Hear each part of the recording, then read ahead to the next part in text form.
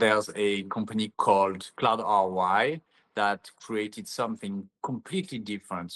And their approach is to take those customers that are in trouble with their Salesforce implementation and need to work on what could be a more effective Salesforce implementation for the clients. They have been very successful at finding their way, which is working with customers other partners don't want because they don't have the skills, they don't have the methodology. They can't be bothered with working with customers that are maybe a little bit more difficult to work with just because their Salesforce implementation has failed in the first place. And by the way, this is Mark. So Mark, could you tell us more about what CloudROI is, how you got started, and what prompted you to actually change your positioning a little bit this year? Yeah, absolutely. CloudROI is a Salesforce consulting shop. We are in what we call the boutique space, where we are a small size consulting firm, slowly becoming bigger here as we continue along and continue to work with you, Florian.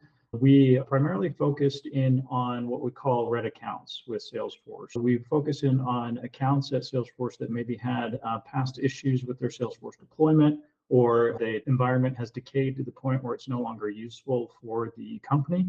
And we focus in on rejuvenating those accounts. So some are starting to call us the Salesforce Medics in that sense of we're able to revive these and rejuvenate these orgs.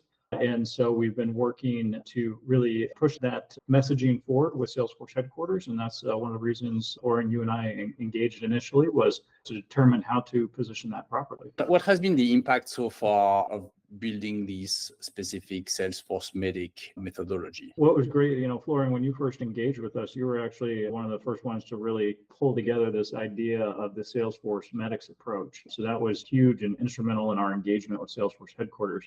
We actually, as a firm, had not pursued partnerships and relationships with Salesforce headquarters directly. We were receiving all of our clients through outbound methods, through your common methods for acquiring business, such as Google Ads, LinkedIn, things like that. We wanted to start engaging with Salesforce headquarters. So before we turn to you as the expert there, given all your amazing past experience working in the partner relationship world, and it was just immediate results from when we first engaged. You started to put together like, hey, this is how we're going to approach things from a medics perspective. This is a gap in Salesforce headquarters that needs to be filled. And so we were able to engage with them pretty rapidly. We quickly got an on-site visit set up, which you came out for and helped coach us on. You helped put together the presentation. So it was, like I said, immediate results. We now have, I would want to say, 15 to 20 AEs that we're working with as a result of that. And we've seen a lot of new deals coming in our pipeline.